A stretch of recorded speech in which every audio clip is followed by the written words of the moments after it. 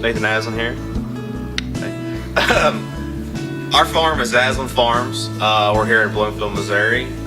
We were established in 1919 and been here ever since. There's probably been 6 generations of Aslin Farms.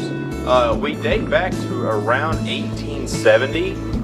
That's been Aslin property, but for record's sake, it's easier to just go on 1919. Well, what we've been into throughout the generations is we started with row crops, and we've stayed with that too, but we used to raise hogs, and then when the hog market went under, we started on livestock, on cattle. And we've had a lot of luck with cattle, and between raising soybeans, wheat, corn, and cattle, we stay pretty busy, and also raise our own hay to feed the cattle in the wintertime. I would say some of the biggest challenges with today's farmers, I think each person in each state or each location kind of has their own difficulties. We're really facing weeds. There's a lot of weeds out there that we just can't control. And we're all too busy to go out there and take a shovel or a hoe and just dig them up. We just can't do that anymore. Part of me wishes we could, but we just can't. So I would say that would be number one for the farmer at home. Surprisingly, the biggest issue now, though, it seems like, is the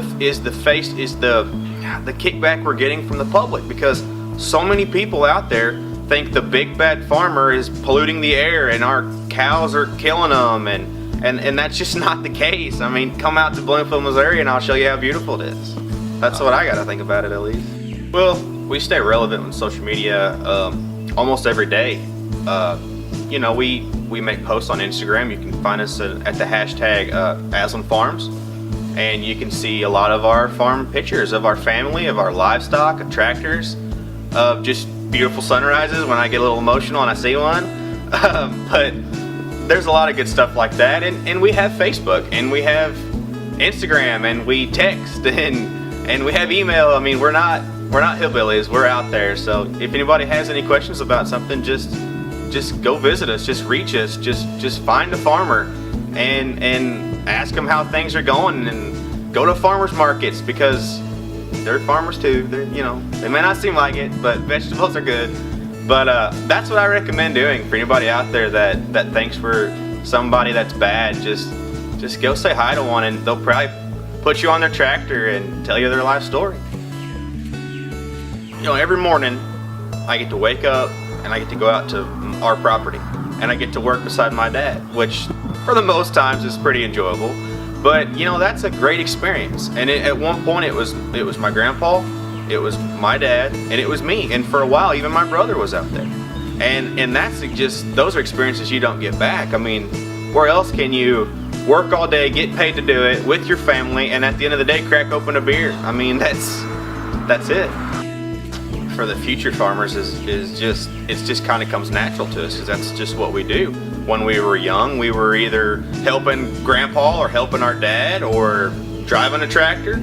And past generations did a lot more than our newer generations. I had it pretty easy on an air conditioned cab tractor, where the ones before us had mules and plows, and just slowly it improved. And it's vital to keep the land in good health and to maintain ownership of the land for future generations, and to keep the public on your side, knowing, hey, you're out here to do good and to help everybody and to keep going. The legacy of Aslin Farms is really important to me, because there's been generations of us, coming up through the Great Depression and multiple presidents and droughts and floods, and to know that we're still going strong is really important to me. It's very important, and then within the community too. Gosh, what I hope to pass on to my daughter, the ability to know that she can do anything she wants to, that where she's from and who she is, it's not that big of a deal. She can be what she wants to be. Sure, I'd like to see her out there, and I will see her out there, and that, I hope, is what gives her the drive to say, I enjoy this, or I hate this. But there'll be enough of it in her blood to where she should be able to appreciate what is there. So that's what I hope to pass on.